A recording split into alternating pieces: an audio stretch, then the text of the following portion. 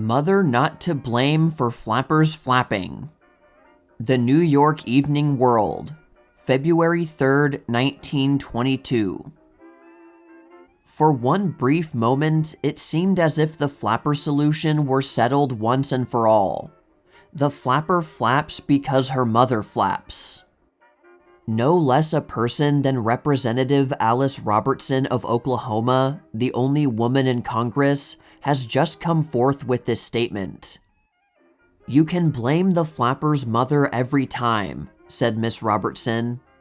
"As the mothers flap, so flap the youngsters. Mother sets the pace and her daughter follows.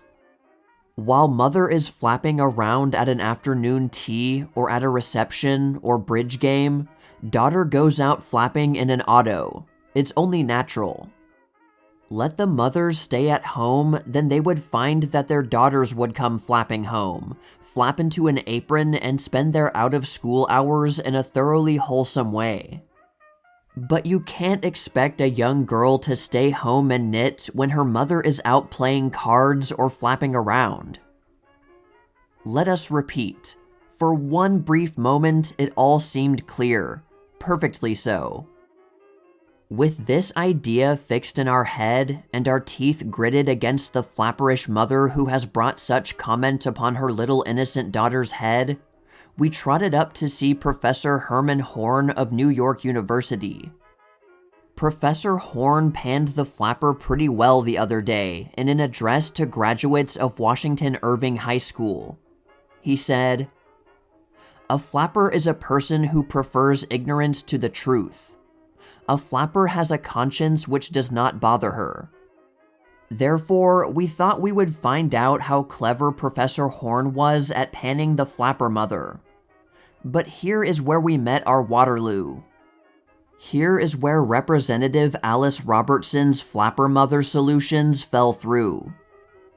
"I do not agree with Miss Robertson at all," declared Professor Horn. "I know too many mothers of flappers. While flappers flap, mothers mourn.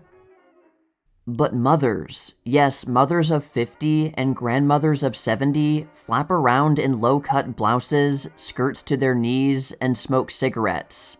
We persisted, still trying to defend the flapper. Professor Horn raised his eyebrows as he said, "A few, perhaps, in New York City. But what of the mothers in the suburbs? Of the mothers all around us in New Jersey, Brooklyn, Staten Island, and on the outskirts of all this city, and in the heart of it too? No, I have met too many mothers of flappers to say that the mother leads in the flapping. Let me repeat. While flappers flap, mothers mourn. The flapper is a sophisticated youngster who could tell her mother lots of things, but usually doesn't. Mothers have changed but little with the changing times. Flappers have outchanged the changing times. A mother is usually willing to listen. The flapper knows it already. Mothers like to help their daughters catch their bows. The flapper catches hers all by herself. Mothers still believe in some form of oversight of adolescent girls, but flappers chaperone themselves. The American mother still rejects the intimacies of Lady Nicotine, whom the flapper makes her patron saint. Mothers much prefer their daughters should not know some of the seamy side of life, while flappers turn the garment of life inside out. After this outburst of philosophy, we were convinced that the flapper is quite original in her own artistic, flapping way. After all, she is a problem, and we must still keep on criticizing her.